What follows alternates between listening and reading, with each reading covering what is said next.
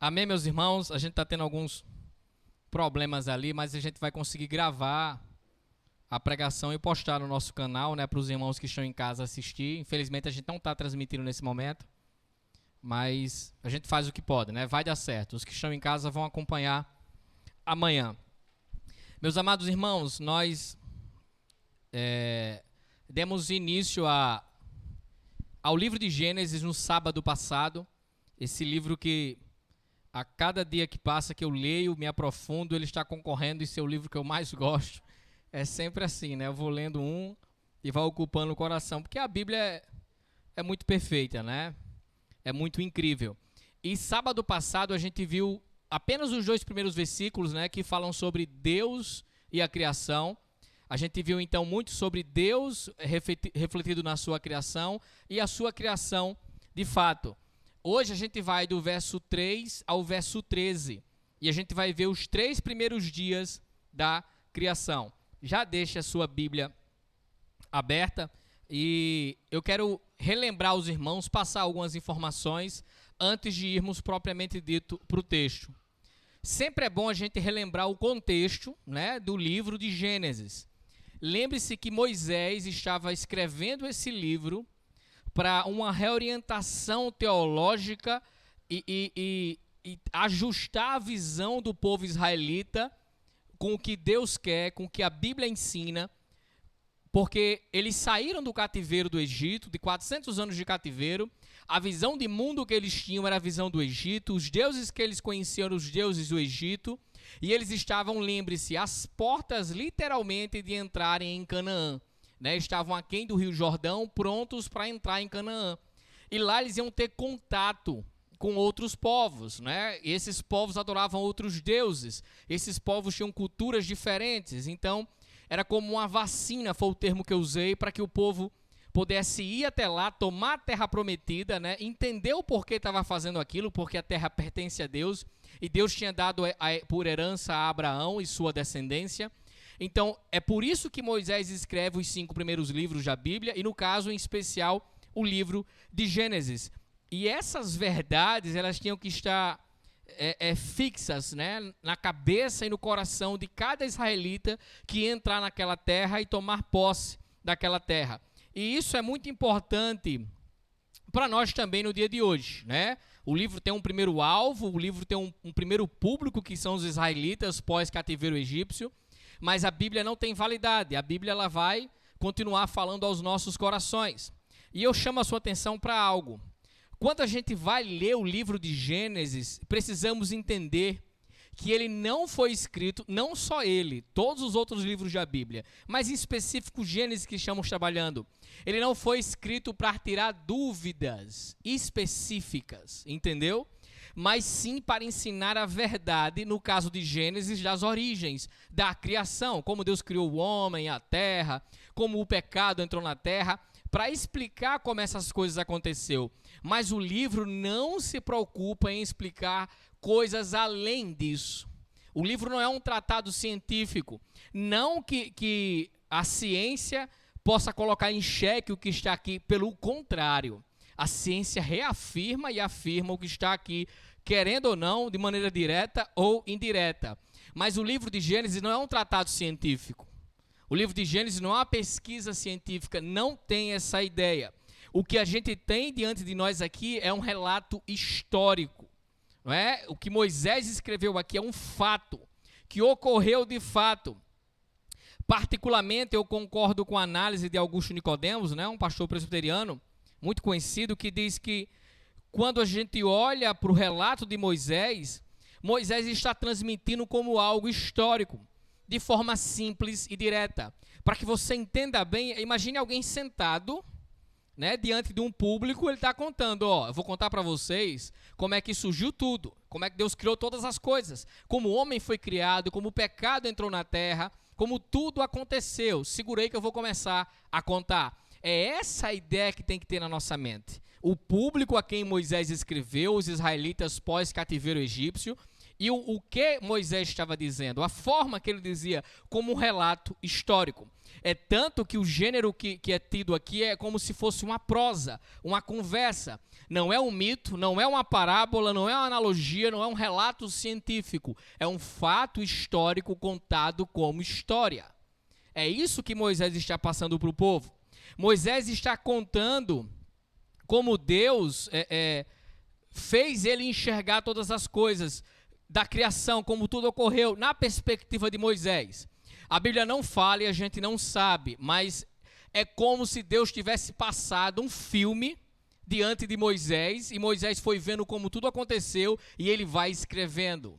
O livro foi escrito na perspectiva de Moisés. Moisés está contando como um espectador daquilo que viu. Mas pastor, como isso é possível? Macho velho, tudo é possível para Deus. Ele não fez João ver o fim do mundo? Por que não ia fazer Moisés ver o começo de tudo? É a mesma coisa, só botar para trás, né? Volta a fita aí, mostra para Moisés. Pronto. Então, Deus fez diante de Moisés passar toda a história da criação, como tudo foi criado, como tudo aconteceu, e Moisés tomou nota daquilo e está explicando ao povo, contando aquela plateia. E entenda, eu estava vendo um vídeo, vendo não, né? Eu vi a chamada dele, chega, me deu um negócio. Um cabra pegando a linhagem lá de Sete, de Caim, botando os nomes, vendo que cada nome significava, fazendo uma frase para descobrir uma coisa muito secreta da... Meu amigo, está assistindo muito Matrix. A Bíblia não foi escrita para você achar coisas secretas.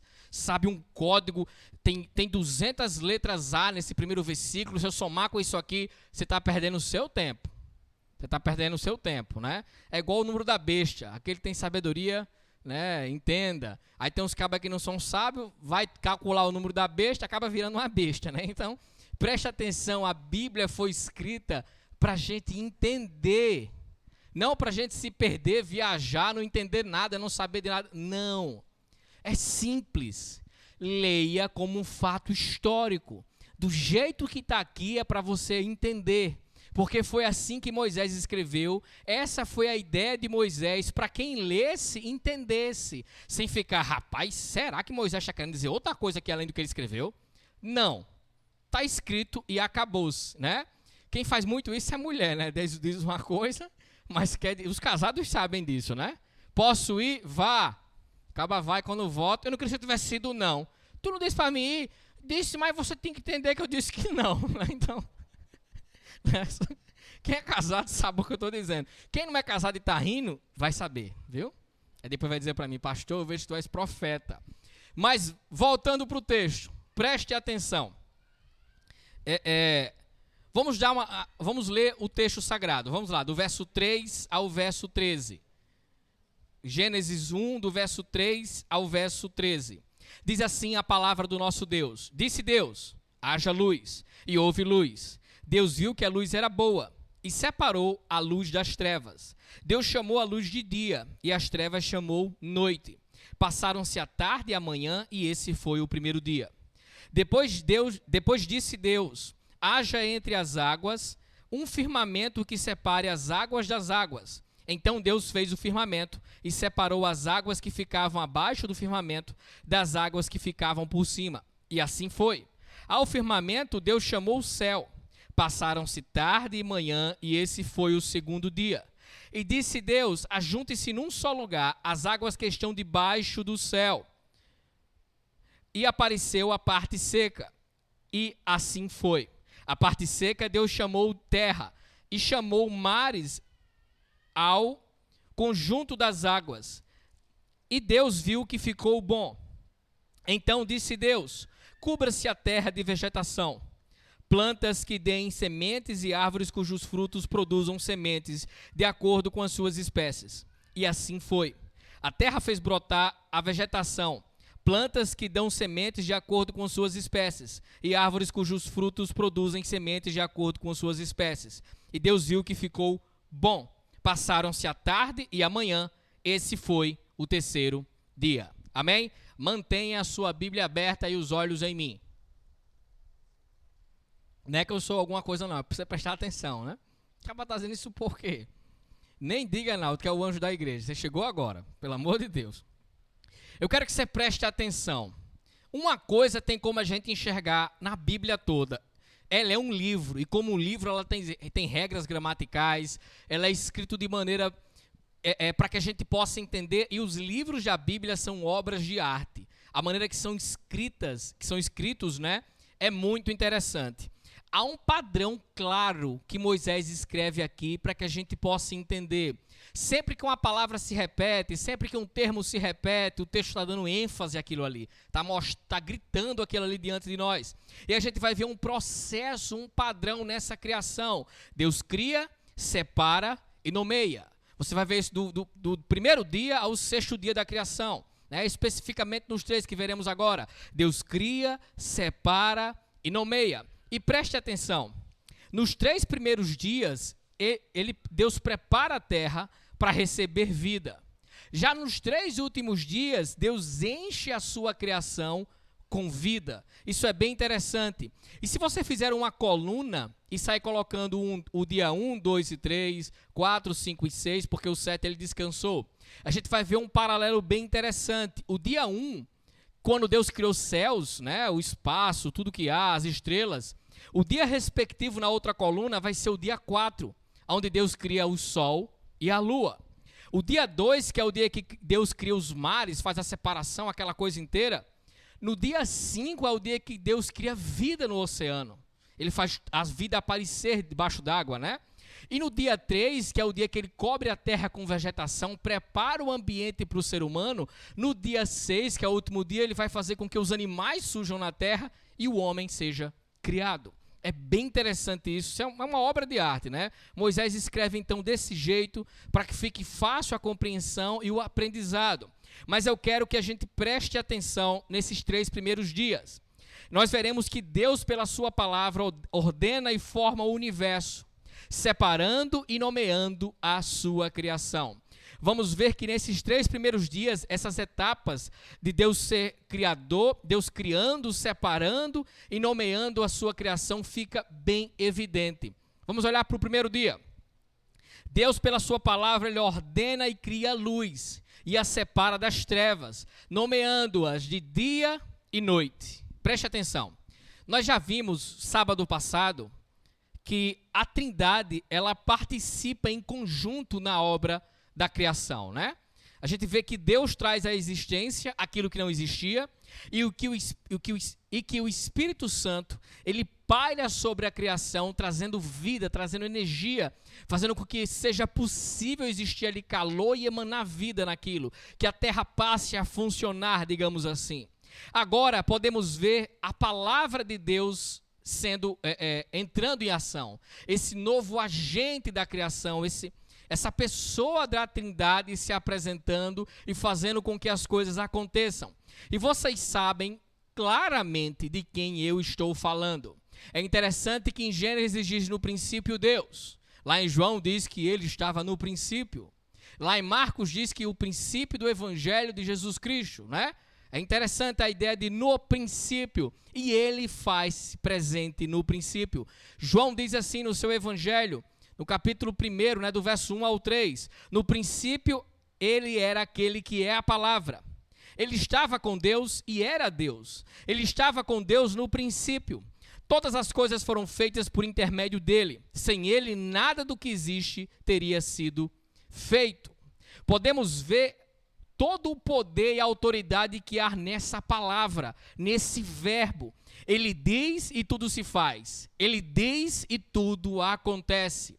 Lá na carta aos Hebreus, que a gente estudou muito, né, antes de Gênesis e antes da outra série, Hebreus 1, capítulo 1 logo, o verso 2 diz: nesses últimos dias Deus falou por meio do seu Filho, a quem constituiu o herdeiro de todas as coisas e por meio de quem fez o universo. Isso é interessante, você vê essas outras passagens falando que outros autores, né, os evangelhos, o autor de Hebreus que a gente não sabe, enfim, contando a ideia de Gênesis, se reportando a Gênesis como um fato histórico, apontando que lá no princípio ocorreu isso, né? E vendo que Cristo estava no princípio, mas está falando de uma coisa histórica que de fato ocorreu. falando que o que está sendo dito ali você pode confiar porque é verdade. E vamos ver então o que esse verbo, esse outro agente, né, que se apresenta agora na criação de todas as coisas. Vamos ver o que é que esse verbo diz. E ele diz: haja luz. Mas preste atenção. Se você já leu Gênesis várias vezes e está riscando sua Bíblia todinha, você vai ver que o sol e a lua só aparecem no quarto dia. Não é? Eles só são criados no quarto dia. Então, de onde é que vem essa luz? É uma lanterna, é? Onde é que brota essa luz? Porque não tinha sol. Não tinha lua. Tinha uma estrela aqui, outra acolá. Mas não tinha ainda os agentes, digamos, para iluminar. Ainda não tinham sido colocados no firmamento o sol e a lua para trazer luz e energia à criação. Essa luz é o próprio Deus. Essa luz emana dele. Nós sabemos que não é possível existir vida sobre a terra como nós conhecemos sem luz, né? Sem energia, né? Que o sol transmite. Enfim, e isso só é possível através da luz. Só que essa luz que é apresentada no começo, que traz vida à criação, que começa a fazer a máquina andar, tudo a se movimentar, essa luz não vem do sol, não vem da lua, essa luz provém do próprio Deus, que é a fonte de toda a vida. Isso é bem interessante, pois a nova Jerusalém celestial, ela não terá lua nem sol, mas será iluminada por toda a eternidade. No livro de Apocalipse, no capítulo 22, no verso 5, diz: não haverá mais noite. Eles não precisarão de luz da candeia, nem da luz do sol, pois o Senhor Deus os iluminará, e eles reinarão para todo o sempre. Mostrando que luz é com ele mesmo. Não precisa de sol, de lua, ele faz a luz aparecer, ele é a própria luz. E só para sua cabeça dar aquela... rapaz, agora foi longe. Só para você ficar meio coisado, preste atenção.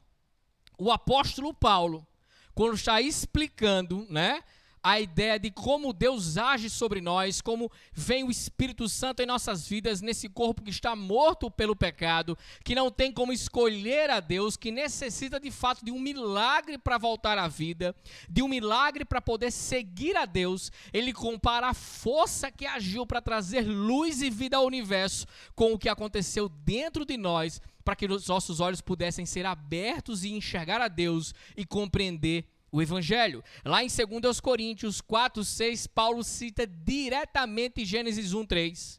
Ele diz assim: pois Deus disse, das trevas resplandeça a luz, e ele mesmo brilhou em nossos corações para a iluminação do conhecimento da glória de Deus na face de Cristo.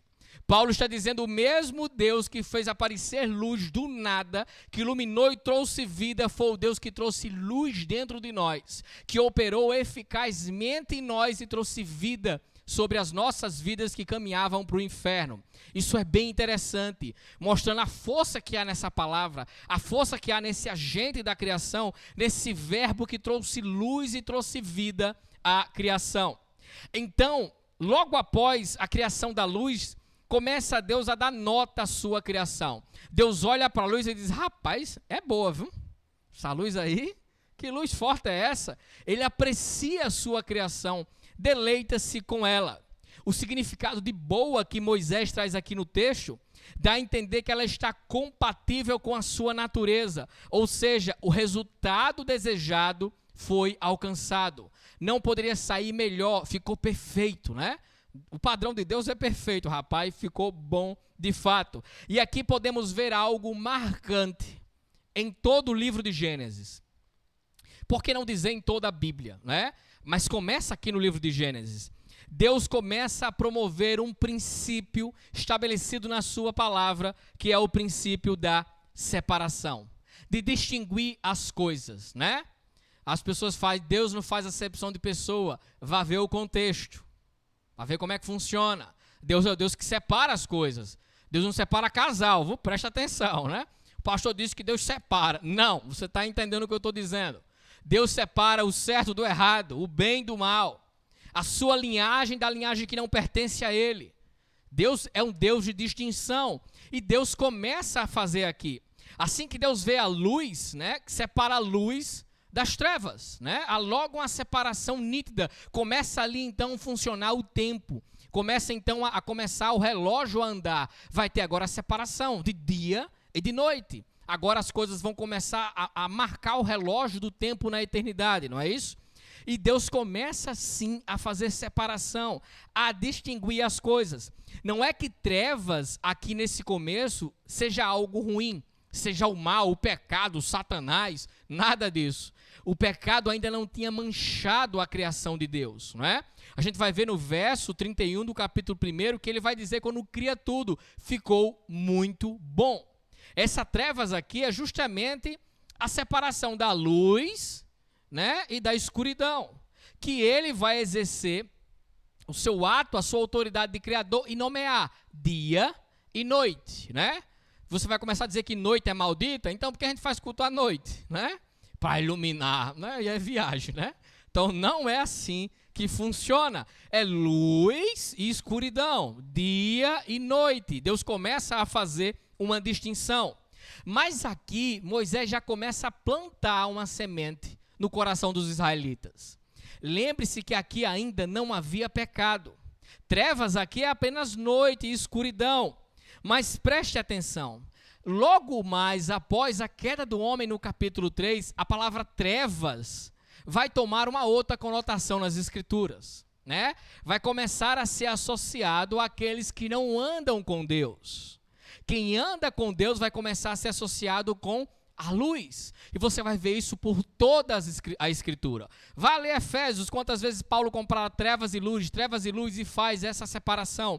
Aqui nesse momento não havia, mas Moisés começa a indicar que vai ter uma separação de fato, uma separação moral, uma separação de princípios, uma separação feita por Deus daqueles que seguem a ele e daqueles que não o seguem, né? Luz e trevas. E essa separação é essencial. E é interessante porque Deus apenas não separou as trevas da luz. Como eu disse, ele também dá nome chamando de dia e noite. E como a gente vai ver daqui a pouco, Deus começa a fazer outras separações. Deus vai separar as águas, né, do firmamento do céu com as águas que estão abaixo do firmamento. Deus vai separar a terra da água. E também por meio de Moisés, Deus vai dizer que o povo deve viver separado de outros povos, que não seguem a Deus. Povos que têm outros deuses que estão apartados da verdade de Deus. E Moisés vai dizer que se eles não andassem em luz, separados desses povos, dos deuses desses povos, das práticas que eles tinham, eles iam cair em desobediência e isso traria consequências para eles. Essa ideia de distinção, de separação, ela ainda deve existir hoje. E a gente tem que prestar atenção. O povo de Deus precisa sim ter cuidado na maneira como vive, na maneira como anda. O que é separado? O que é separado? Qual o sinônimo de separado? Divorciado. Não estou falando disso. Santo.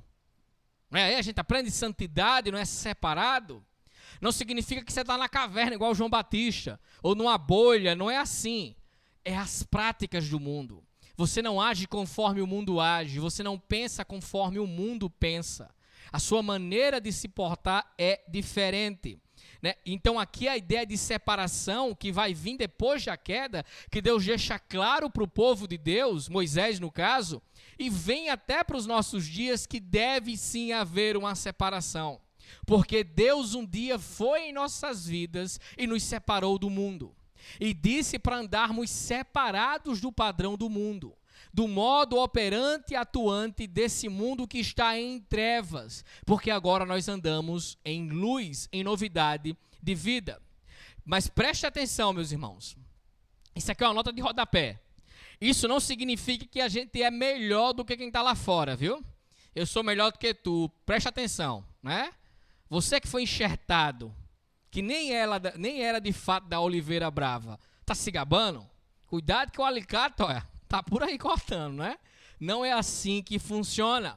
Isso não me dá crédito, né, moral, autoridade para ser chato, ser mal educado com aqueles que não conhecem a Cristo. Eu sou separado por Deus do mundo, eu sou santo demais. Você não é tão santo quanto pensa, não. Você está precisando ir para a Bíblia. Até porque como nós vamos influenciar essas pessoas? Como a gente vai alcançar essas pessoas a Cristo? Se a gente não pregar o amor de Cristo para essas pessoas, se não tivermos contato. A grande questão é não compactuar com o pecado dele, não aprovar as práticas que ele tem em sua vida, mas amá-lo sim. Isso é bem simples. Eu acho que todo crente sabe disso. Amém? Deve haver distinção, mas a distinção não é porque você é melhor, não para você ser chato e mal educado, não é isso. Mas vamos voltar para Gênesis, que vai demorar para chegar nessa época, né? Agora a gente pode ver Deus nomeando a sua criação. E Deus chama a luz de dia e as trevas de noite. Isso aqui é muito importante. Além de Deus ser criador, ele tem o direito de dar nome às coisas que foram criadas por ele. Quando Deus nomeia a sua criação, ele está definindo o propósito, a sua função. Isso é muito interessante. Isso vai vir toda a criação, a gente vai enxergar esse padrão. Deus dando nome às coisas, Deus classificando as coisas, Deus separando as coisas de acordo com a sua função, com o seu propósito, né? E isso é muito claro porque tudo foi criado com um propósito. Tudo foi criado com um objetivo. Como a gente conversava ontem na célula, você não vê um passarinho no fio, né, no poste. Rapaz, será que eu sou um passarinho? Será que eu não sou um cachorro, não? Ou será que eu sou um sapo, né? Em devaneio, né? Aí ele vai lá para a casinha do João de Barro, que tem uma casa, né? Senta lá e vai conversar. O que eu sou, de onde eu venho, né? Para onde eu vou, né? E começa a viajar. O ser humano sem Deus, afastado da verdade das Escrituras, ele vive realmente sem propósito. Ele vive realmente perdido, né? Ele quer preencher esse vazio nele com várias e várias coisas do mundo, mas não compreende, não entende, ele não achou o lugar dele nesse mundo. E muitos ensinam assim: olhe para dentro de você, se descubra, vá pelo mundo, viaje, prove coisas, faça coisas e você vai descobrir. Livre estou, não posso mais segurar, livre estou. Viaje. A Bíblia nos apresenta que Deus, quando criou, separou, nomeou as coisas e deu função para tudo. O homem tem função sim, a gente vai ver isso quando a gente vê a criação dele acontecendo, né? A gente não vai ver aqui de fato, mas vai ver no texto. Isso então é muito importante e significativo. Deus, ele dá ordem, porque ele é um Deus de organização, de autoridade. É um Deus que cria as coisas com um propósito. A criação é objetivada. Nada foi criado por acaso ou pelo acaso. Tudo tem um propósito. Nomear define isso. Quando se dá nome a algo, está dizendo o propósito que aquilo ali tem, nessa visão aqui da época de Moisés, do Oriente Próximo Antigo. Nomear a criação revela que Deus é o governante supremo de todas as coisas e que ele faz distinção entre elas, né? E que ele faz separação entre elas. Isso, como eu disse, vai ter uma grande implicação mais à frente. Mas esse então foi o primeiro dia da criação, né? Não tem problema nenhum. Esses são os defeitos especiais. O segundo dia da criação. Deus, pela sua palavra, ordena e cria a atmosfera terrestre e faz separação entre as águas do céu e as águas debaixo do céu. Não precisa ligar, Deus. Pode deixar aí. Pode deixar. Preste atenção, a gente vai do verso 6 ao verso 8. A gente vai ver Deus preparando a atmosfera na terra, né? Ele faz a luz aparecer, separa a luz das trevas, cria dia e noite. E à tarde, manhã, né? Deixa eu olhar aqui, você vai entender o porquê. Tarde, manhã, e esse foi o primeiro dia. Rapaz, não tem um erro aqui não, calma que você vai entender. Tarde, manhã e o primeiro dia, não é? E assim passa o primeiro dia e chega no segundo. E Deus vai começar a fazer separação nas águas. E Deus vai começar a criar atmosfera na terra para que seja possível a vida aqui. Mais uma vez a gente pode ver a palavra soberana de Deus, o verbo de Deus em ação. Ele ordena e simplesmente acontece. Não há distinção, diferença entre a ordem e a realidade. Deus, quando diz, simplesmente acontece. Ele não espera, ele não tem desejo. Ele fala e as coisas acontecem, né? Simplesmente passam a acontecer.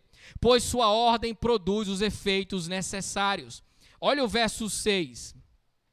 Depois disse Deus, haja entre as águas do firmamento,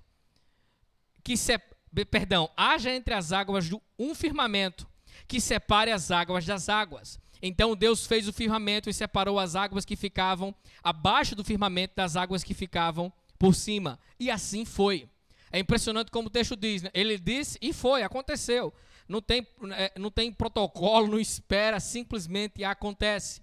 Aqui Deus forma o firmamento e usa-o para separar as águas de cima das águas que estão embaixo, né? O firmamento é o céu. Imagina que estava aquela bola, né?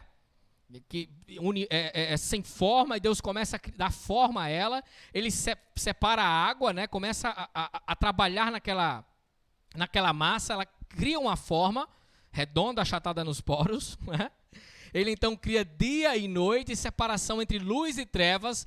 Agora ele faz um círculo dentro daquele globo e expande esse círculo, separando a água de cima, criando um vácuo, uma atmosfera da água que está embaixo naquela esfera, não é isso? A separação, ele vai criar então a atmosfera que a gente conhece, terrestre, né? Ele pegou assim os dois dedos dele, botou na tela e fez assim, ó, né? E aconteceu. É igual um aplicativo, pronto, cria a atmosfera, foi. Olha o próximo passo, né? Simplesmente ele fez acontecer. A ideia aqui, muitos acreditam é que existia um vapor, né? As nuvens são água, né? Há água na nuvem. Então ele faz essa separação, ele dá essa esticada nessa camada e separa então a água de cima da água de baixo. O que Deus está fazendo é criando a atmosfera, preparando o cenário para receber vida, deixando tudo pronto. E preste atenção em uma palavrinha que Moisés usa aí, fez, né? E Deus fez. Ela é bem clara porque ela está ordenadamente mostrando o planejamento de Deus, está mostrando que ele está seguindo um passo a passo. Claro que Deus podia ter criado tudo assim, ó, né? Puf, aconteceu. Mas ele vai criando, ele vai passando por um estágio, um processo, para demonstrar para a gente o quanto ele é meticuloso, o quanto ele é cuidadoso, o quanto tem um processo em tudo que ele faz, o quanto ele é paciente em criar as coisas. Isso fala muito aos nossos corações. O verbo então significa que algo está sendo condicionado a uma finalidade. Deus começa a fazer com que a atmosfera aconteça, apareça e torne possível então a vida naquela esfera. Seguindo mais uma vez o padrão, né, que a gente viu desde o começo, Deus cria, separa e nomeia. Deus nomeia o firmamento de céu, né? Essa separação das águas, né? Esse negócio aí que eu estiquei e afastei uma água da outra, eu vou chamar de céu. Agora é céu, passa a ter nome. E eu chamo a sua atenção para uma coisa.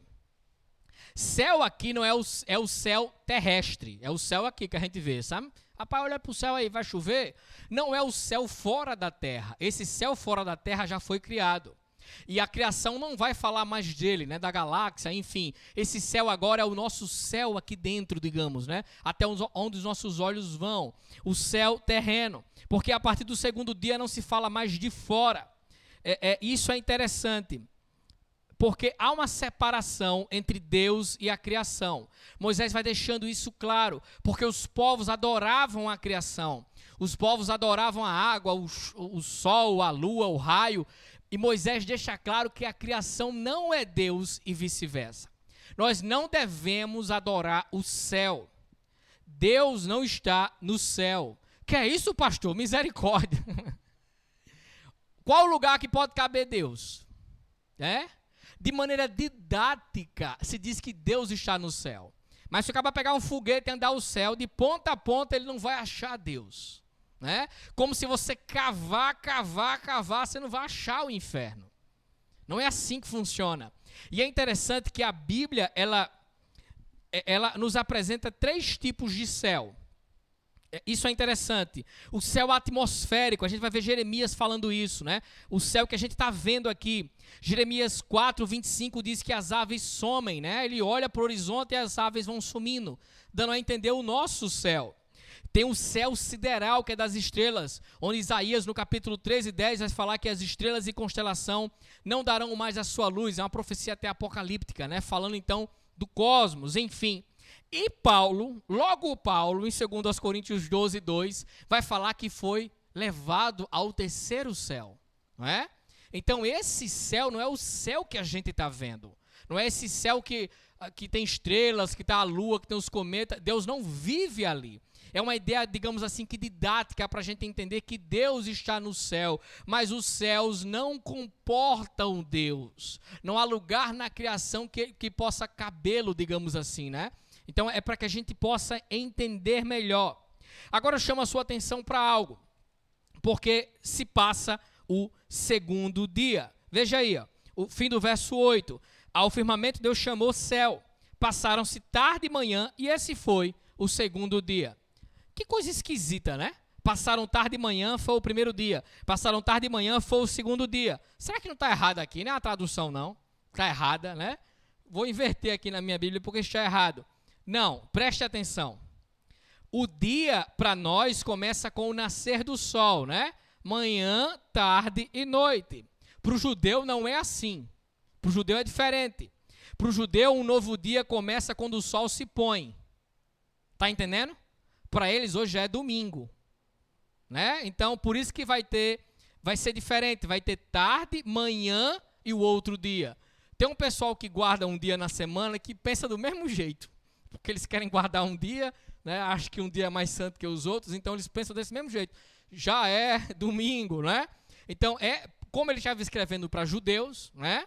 Então, vocês estão entendendo, não é isso? Para o judeu é tarde, manhã, outro dia. Para a gente não, é manhã, tarde e noite. É até melhor ser judeu que só tem tarde e manhã, né? Não tem, é mais fácil passar, né? O tempo passa mais rápido, né?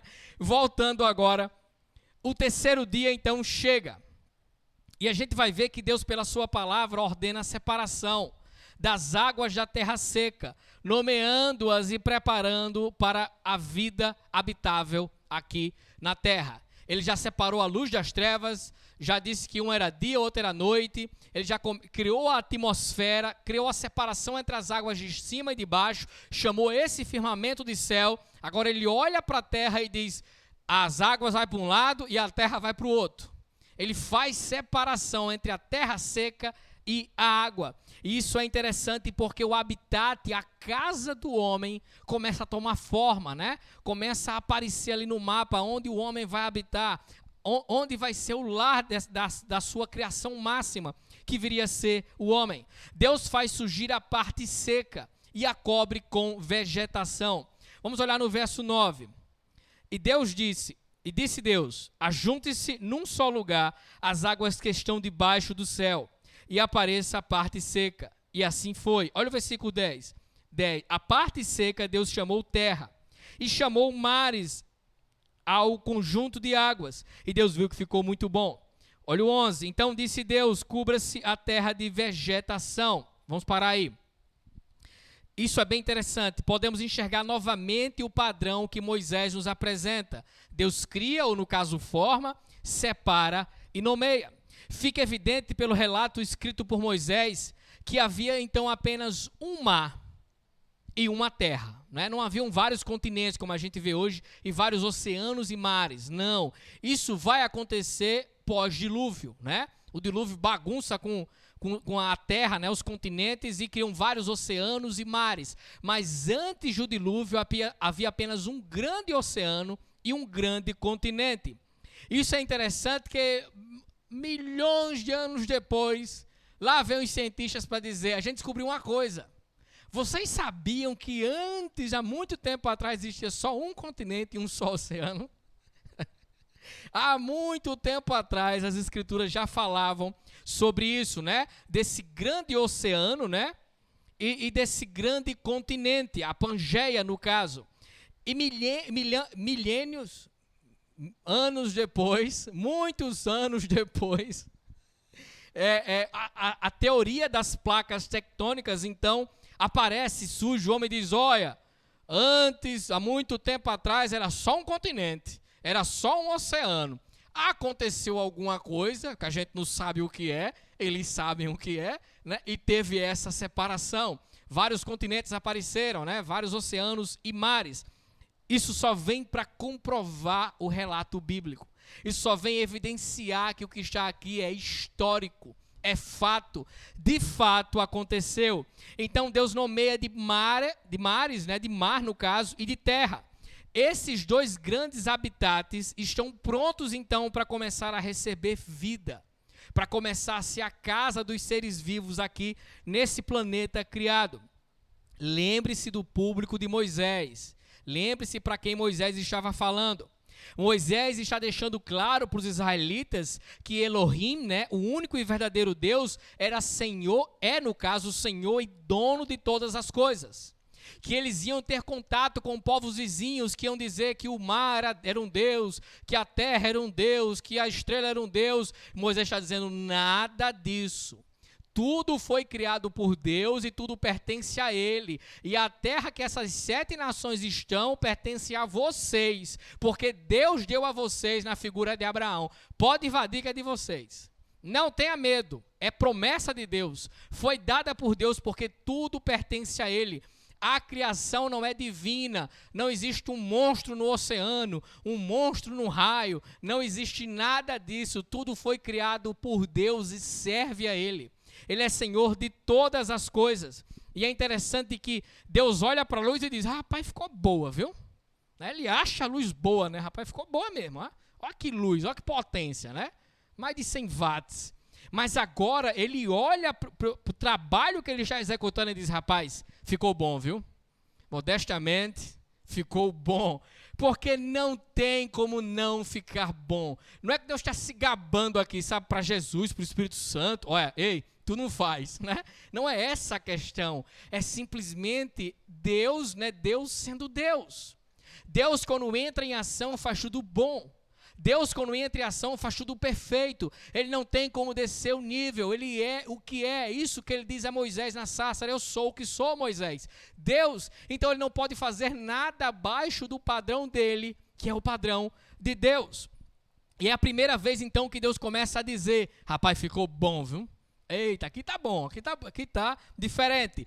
Não é que antes o que ele havia criado ficou ruim, ele não gostou, rapaz, fiz a terra, ficou meio feinha, meio amassadinha nos poros, né? Mas eu vou tentar melhorar. Não é isso que o texto está falando. Aqui ele começa a classificar, não que ele não estava gostando antes.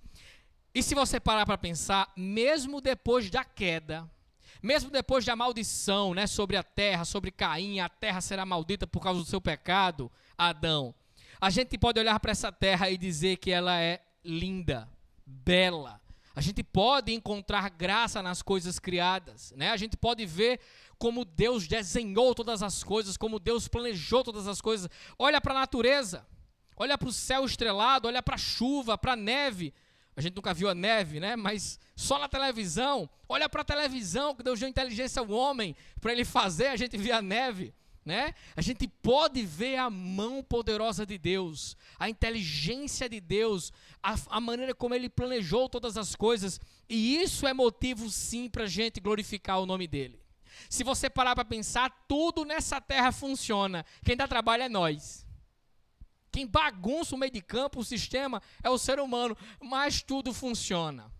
Tudo funciona perfeitamente. A gente que chega e mela as coisas e bagunça, só a misericórdia. Mas o relato de Moisés continua. E agora Deus cobre a terra com vegetação. É isso que o verso 11 diz. Cubra-se a terra com vegetação. A terra passa a produzir aquilo que lhe é próprio. E algumas coisas ficam claras e precisam ser comentadas aqui, e a gente se encaminha para o final. Primeiro, a terra é apenas um agente pela qual Deus media seu poder gerador. A terra não tem vida fora de Deus. A terra não é um Deus. A terra depende e precisa de Deus. Deus a cria com a capacidade de gerar vida. Se você planta, você colhe, não é? Então Deus cria a terra com essa capacidade e diz: vá, minha filha, comece a fazer aquilo que eu fiz, que criei você para que você fizesse. Comece a gerar vida. E aquela terra que recebeu energia, vida do Espírito Santo, ela começa a produzir aquilo que lhe é caráter, né? Aquilo que ela foi feita para produzir. A terra passa a cumprir a ordem dada por Deus. Deus cubra-se de vegetação e ela se cobre de vegetação. Portanto, a terra é apenas uma criatura de Deus, não Deus. A ideia de mãe natureza é uma piada de mau gosto diante das Escrituras. Já viu esses programas de natureza, de Discovery, né, que o povo vai para o mato, largados e pelados, né? Vai pelados e largados, não sei, eles estão no meio do mato, né? E o povo vai atrás de um mico-leão, não sei o quê, aí o povo fala com a... Essa zoada nesse cabo, só eu estou ouvindo? Eu pensei que era minha labirintita, que foto, é misericórdia, né? Quando a gente olha para esses programas, a gente vê o povo, né, mata uma coisa, pega uma fruta e eu quero agradecer a mãe natureza. Eu fico com uma raiva, né? Mas o que é que eu vou fazer? Quebrar minha televisão? Não vou. Que mãe natureza que nada. Que mãe é essa, né? É a mãe natureza. Quem é o pai? Meu amigo, a terra foi criada por Deus. Não existe mãe natureza. Isso é uma ideia, né, de nova era, de naturalismo, de panteísmo, mãe natureza, Gaia, não sei quem. Balela. Balela, o que você vai fazer é só rir, porque você sabe que a terra é criação de Deus. A terra é criatura e obedece a Deus. Então essa ideia de mãe natureza é inconcebível. Esse panteísmo naturalista era comum na época de Moisés, como eu disse, olhar para a criação e achar que aquilo era um Deus. Mas infelizmente ainda a gente vê hoje, né, no Discovery, quando o povo vai chamar a mãe natureza, mata um bicho e eu agradeço você pela sua vida. Aí agradeceu e matou o pobre, né? E vai e come. Que história é essa, macho? Tudo foi criado para a glória de Deus e entregue para o homem. E a gente vê que essa ideia de mãe natureza, de naturalismo panteísta, de enxergar a divindade nas coisas, é tão forte que há mais apelo nas pessoas para salvar o mundo, os animais, do que o próprio ser humano. É tanto, se o caba matar outro caba, ele fica bem pouquinho tempo na cadeia. Mata um mico-leão para tu ver. Mata uma arara. Você vai pegar uma cana, amigo, tão grande que você só sai lá no arrebatamento. E olhe lá, né? É impressionante no Brasil. É claro, meus irmãos, que a gente não deve destruir a natureza. A natureza é criação de Deus. A gente não pode sair tocando fogo, destruindo. E vou dizer uma coisa, viu? Jogar papelzinho de confeite no meio da rua é pecado. Garrafa d'água pela janela do carro. É bom acabar pegar e sacudir isso de volta para dentro, né? Tem crente que é meio coisado assim, né? Rebola nas coisas. Vou jogar no mato, aí joga no meio da rua, né? Pelo amor de Deus, irmão, preste atenção. Aquela farofada na praia, né? Suja a praia inteira. Presta atenção, a gente não deve poluir, destruir a terra. É até uma forma de mostrarmos para os outros que a gente reconhece o senhorio de Cristo, de Deus na criação. Eu cuido porque isso aqui foi feito por Ele. Foi feito com cuidado, com capricho. Isso aqui retrata a personalidade de Deus. Mostra o poder, a criatividade e quem Ele é através da sua criação. Então eu não posso destruir. O que eu não posso é adorar. O que eu não posso é transformar a criação em um Deus. Isso aí é pecado.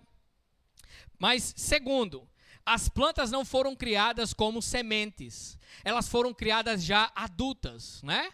Não vê aquela mudazinha, não. O pé de manga já estava pronto para botar manga. Já veio já pronto, sabe? Era planta para tudo que é lado. Já com suas sementes prontas para começarem a se multiplicar. Assim como no futuro Deus faria os animais já adultos. Assim como Adão foi feito adulto. Adão não foi uma criança, né, e foi crescendo. Ou então um adulto que não sabia de nada, não sabia falar. Era uga-uga, não sei o que, na caverna. Balela. Ele já era um adulto maduro, né? Já desenvolvido a sua mente. E aqui responde um grande enigma da vida. Quem veio primeiro, o ovo ou a galinha? A galinha veio primeiro. A Bíblia deixa claro quando ele cria os animais, né? Ele cria a galinha já adulta, né? Pronta para botar ovo. Então o ovo não veio primeiro. Você vê, né? Moisés não queria responder essa pergunta, mas está aqui. Terceiro, preste atenção. Deus vai falar segundo a sua espécie. Ele vai criar as plantas, né, a vegetação, e vai dizer assim: reproduza segundo a sua espécie. Deem frutos segundo a sua espécie. Isso é muito interessante. Isso retrata que há um limite nessa reprodução. Isso é muito interessante, pois quando o DNA foi descoberto em 1953, atrasado que só, o DNA, a ciência chegou à conclusão que o DNA é uma espécie de código que contém todas as informações de cada ser vivo. E nesse código diz o que cada ser vivo é, as características que ele tem e que ele vai transmitir hereditariamente para os seus descendentes, né? Tá tudo lá no código DNA, o que é aquela criatura, o que é aquele ser.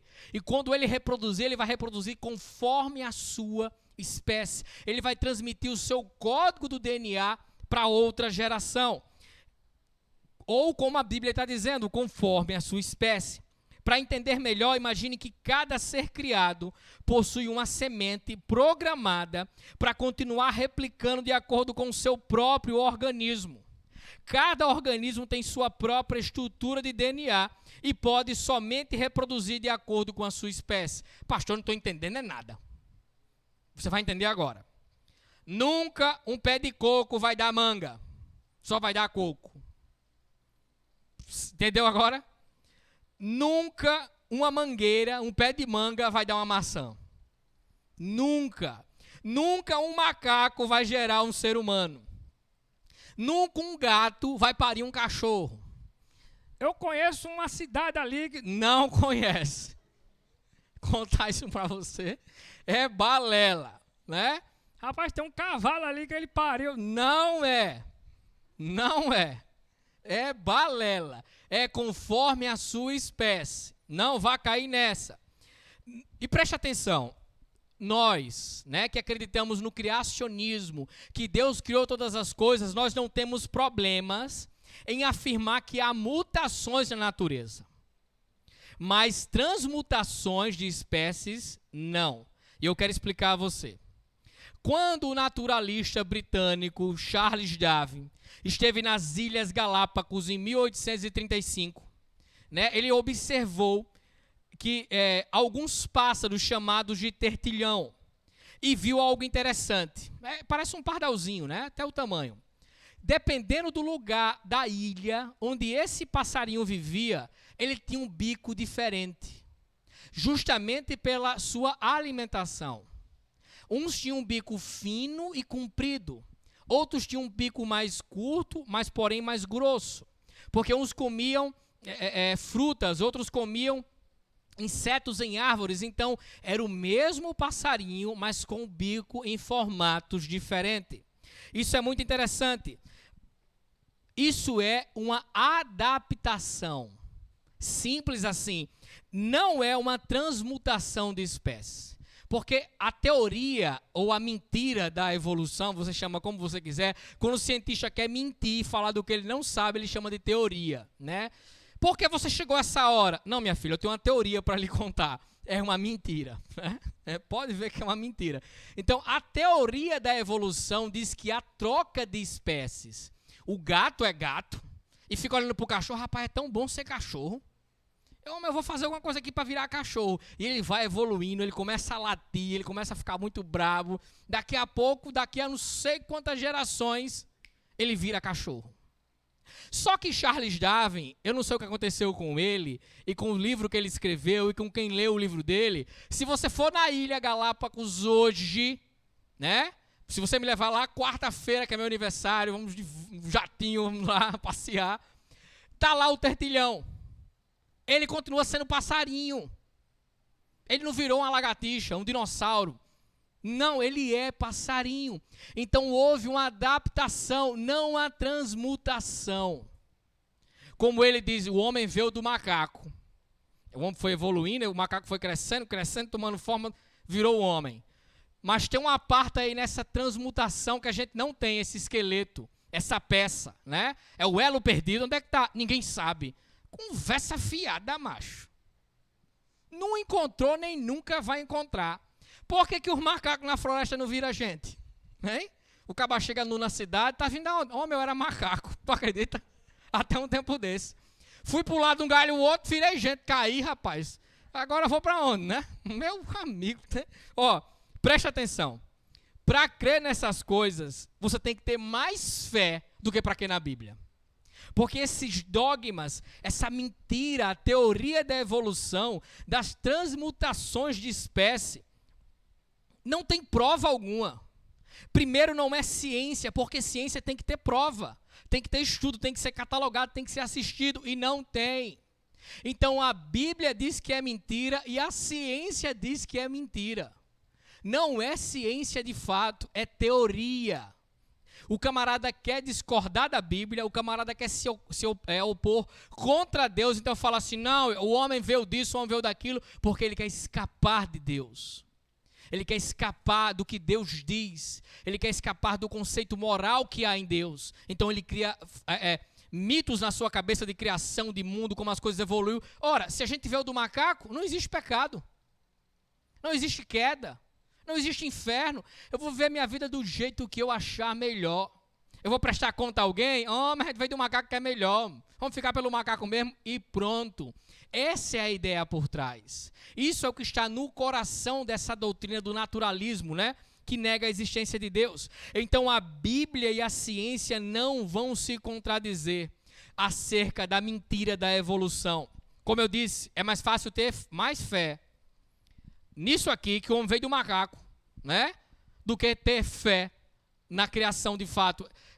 Você tem que ter mais fé, no caso, para ser um ateu evolucionista que acredita em Darwin do que para crer em Jesus Cristo e na criação, no que diz as Escrituras Sagradas. E eu concluo, meus irmãos. Eu vou até fechar minha Bíblia para você não ficar aperreado e querer ter uma evolução em você aí, né? Preste atenção. Lembre-se que não podemos tirar nunca da nossa mente o público-alvo a quem Moisés escreveu. Por isso eu quero fazer 3 aplicações rápidas, né? Primeiro, para Israel, para aquele povo, para aquela época.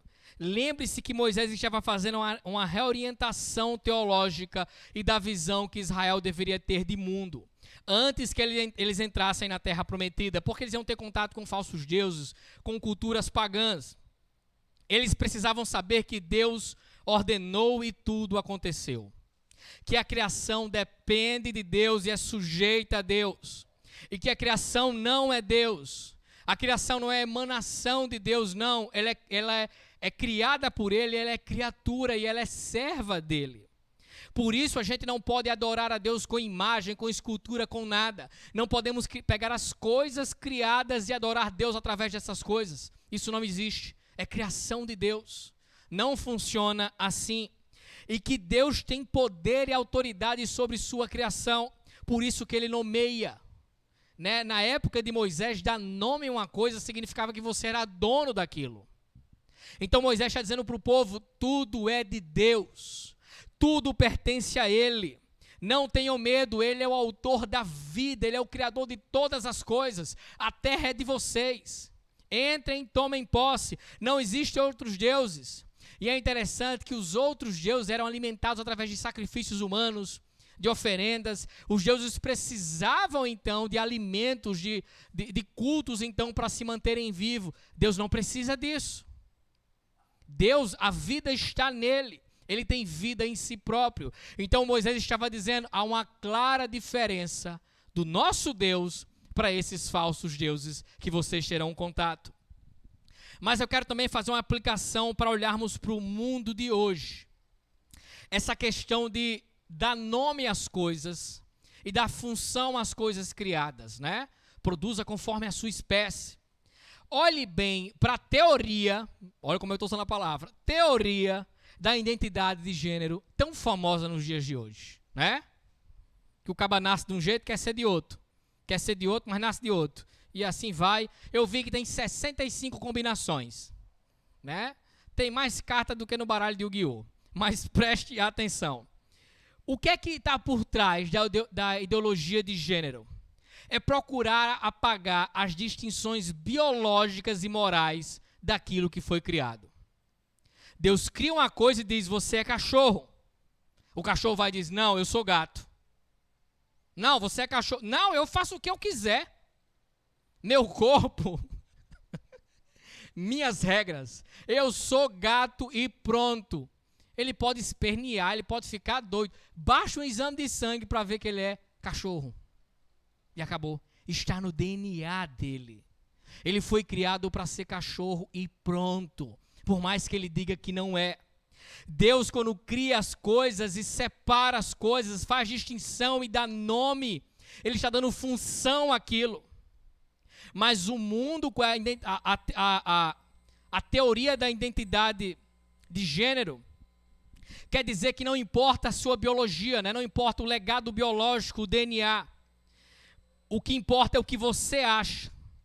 Não importa como Deus criou, né?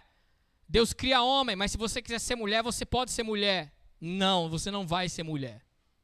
Você pode fazer a cirurgia que for, o procedimento que for, não vai ser mulher.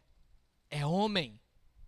Eu quero ser homem. Não tem problema, no caso tem. Mas você pode fazer o que você quiser. Não vai ser. Não vai ser. Não importa, eu nasci no corpo errado. Eu também acho que nasci no corpo errado. Eu deveria ser Cristiano Ronaldo, mas não sou. Vocês entendem isso? Sabe aqueles, eu devia ter nascido numa família rica. Pronto. Mas isso é viagem da minha cabeça. Você está até rindo e vendo. Nós não nascemos no corpo errado, na época errada, no lugar errado. Eu não gosto do Brasil. Você nasceu onde Deus quis que você nascesse. Atos 17, 26 diz que todo ser vivo nasceu e habita onde Deus quer que tenha nascido e que tenha que habitar. Até o seu endereço é ordenado por Deus. Dirá quem você é, dirá o que está no seu DNA, na sua biologia em si. Porque qual é a sacada aqui? É dizer que o homem é um simples animal. É tornar o homem banal. É dizer que o homem não tem distinção das coisas criadas, né? Que o homem é um animal como outro qualquer, então ele vai fazer o que ele acha melhor, o que ele quer, e não existe Deus, não existe pecado. É essa a ideia por trás da ideologia de gênero, que o mundo tanto fala. Mas eu quero falar para nós, rapidamente, e a gente vai para casa. Quando olhamos para as marcas que Deus deixa na sua criação, a gente vê que tudo que Deus criou é bom. Tudo que Deus criou é lindo. Tem ordem, tem um propósito e está de acordo com quem Deus é. Porque Deus, ele é bom. Deus, ele é lindo. Deus, ele é maravilhoso. Deus é um Deus de ordem, um Deus de propósito, um Deus pessoal, um Deus inteligente, que preparou tudo nos mínimos detalhes para receber o homem, a sua imagem. Esse é o nosso Deus, é o Deus da criação, que fez todas as coisas. Esse é o Deus que está conosco todos os dias. Esse é o Deus a qual nós dobramos nossos joelhos e oramos. É esse aqui que criou todas as coisas. É esse Deus a quem nós apresentamos os nossos problemas, as nossas angústias, os nossos pecados. Será que as nossas angústias, pecados, os nossos problemas são maiores do que esse Deus? Você não precisa nem responder. É aquela pergunta de pregador para você ficar olhando e calado. É óbvio que não. O nosso Deus, ele é bom, lindo, maravilhoso, criador de todas as coisas. Então, meu irmão, refute de vez a ideia de sorte, de azar, de acaso, de estar sozinho. Temos um Deus poderoso, criador de todas as coisas, que anda dioturnamente conosco e habita em nós. Amém?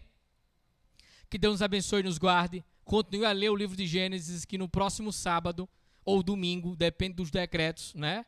A gente vai avisando no nosso grupo da igreja, nós continuaremos a estudar esse livro tão magnífico que é o livro de Gênesis. Meus irmãos, eu quero orar dando fim à nossa celebração e já apresentando os nossos dízimos e ofertas, os irmãos que irão fazê-lo.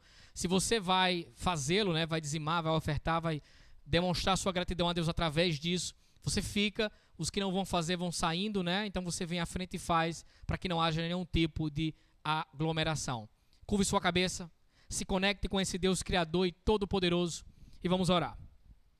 Santo e eterno Deus, nós te agradecemos pela tua palavra, meu Deus, revelada a teu servo Moisés, que ele escreveu para contar ao teu povo e para que chegasse a nós nesse dia de hoje, meu Pai. Nós te agradecemos. Te agradecemos porque tu és um Deus todo-poderoso, que criou tudo em riqueza de detalhes, que criou tudo passo a passo, demonstrando ordem, demonstrando um processo claro e nítido, Deus meu, revelando o teu caráter na criação. Nós glorificamos o teu nome e te agradecemos por tudo quanto o Senhor fez. Sabemos que tudo é para a tua glória, tudo é para a tua honra. E nós agradecemos ao Senhor por isso. Coloca em nossos corações, meu Deus, a certeza para que a gente possa enxergar para as nossas vidas, para o mundo ao nosso redor e entender que é o Deus Todo-Poderoso que criou todas as coisas e é o Deus da nossa igreja, a Igreja Batista do Gramoré, daqueles que estão nos assistindo, é o Deus que operou eficazmente em nossas vidas para nos salvar. Abençoa todos que irão ofertar, que irão dizimar, aqueles também que irão fazer, que o Senhor possa abençoá-los e possa nos levar para casa em paz, com segurança plena, no nome santo e poderoso do Senhor Jesus. Amém, amém e amém. Duas coisas rapidamente. Deus abençoe a todas as mamães que fazem parte da Igreja Batista do Gramoré, né? Amanhã, o dia delas, todo dia é dia das mães, mas a gente escolhe um dia para comemorar, então é amanhã. Dê um cheiro na sua mãe, que mãe é coisa muito boa, que até Jesus teve e não deixou o cão ter, só para o cão ficar com raiva. E quarta-feira é aniversário do pastor de vocês, viu? Então pode começar a mandar os presentes, não tem problema, estarei em casa esperando. Deus abençoe a cada um dos irmãos. E se você quer saber a idade, é 28. Deus nos abençoe e nos guarde. Amém. O amor que nos faz na terra então se ouviu divina voz. O amor que nos faz Deus revelou